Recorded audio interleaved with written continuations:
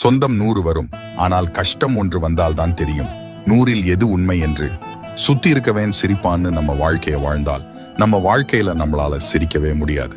அமைதியற்ற கடலே சிறந்த மாலுமியை உருவாக்கும், மேடு பள்ளம் நிறைந்த சாலையே சிறந்த ஓட்டுநரை உருவாக்கும், இன்பம் துன்பம் நிறைந்த வாழ்க்கையே சிறந்த மனிதரை உருவாக்கும். எரிகின்ற நெருப்பு கூட காற்றுடன் போராடி கொண்டுதான் இருக்கிறது. அதுபோலதான் இங்கு போராட்டங்கள் இல்லாத வாழ்க்கை யாருக்கும் அமைவதில்லை. போராடவில்லை என்றால் வாழ்க்கையே இல்லை. இதுதான் உண்மை. வாழ்க்கையில் நீ தடுக்கி விழுந்தால் தூக்கிவிட யாரும் வரமாட்டார்கள். ஆனால் நிமிர்ந்து நீ நடந்தால் தடுக்கிவிட பலரும் இருப்பார்கள். உடைந்த பொருளை ஒட்ட வைத்து என்னதான் அலங்காரம் செய்தாலும் அதன் பழைய அழகை திரும்ப பெற இயலாது.